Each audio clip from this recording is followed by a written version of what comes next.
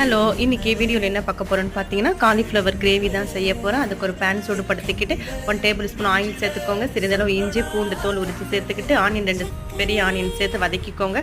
கூடவே 2 தக்காளி கட் பண்ணி அதையும் சேர்த்து நல்லா வதக்கிக்கலாம். காலிஃப்ளவர் ஆல்ரெடி க்ளீன் பண்ணி நல்லா தண்ணி கொதிக்க வச்சு அதில் கல் உப்பும் மஞ்சத்தூளும் போட்டு ஒரு 5 மினிட்ஸ் வச்சுட்டேன். அப்போ தான் அந்த பூச்செல்லாம் இறந்துடும். அப்புறம் அதை பேஸ்ட் அரைச்சி எடுத்துகிட்டு வந்துட்டு அதே பேனில் ஆயில் சேர்த்துக்கிட்டு ஹோல் கரம் மசாலா ஆட் பண்ணிவிட்டு நம்ம அரைச்ச விழுதையும் ஆட் பண்ணி நல்லா வதக்கிக்கலாம். வதக்கிக்கிட்டு கரம் மசாலா காரத்திற்கேற்ப குழம்பு மிளகாய்த்தூள் சிறிதளவு சிக்கன் மசாலா தேவையான அளவு சால்ட்டு இது எல்லாத்தையும் ஆட் பண்ணி காலிஃப்ளவரை ஆட் பண்ணி நல்லா வதக்கி விட்டுக்கோங்க. தேவையான அளவு தண்ணி கிரேவியாக வேணும்னா தண்ணி கொஞ்சம் சிறிதளவு ஆட் பண்ணிக்கோங்க.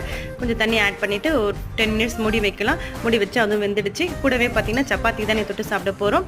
இது நான் கொஞ்சம் ரொம்ப திக்காக எடுத்துக்கல. மேலே கொத்தமல்லி கருவேப்பிலை தூவி விட்டுக்கோங்க. இன்றைக்கி நான் சப்பாத்தி கூட தான் சாப்பிட போகிறேன். நீங்களுமே ட்ரை பண்ணுங்கள். ஓகே ஃப்ரெண்ட்ஸ், பாய்.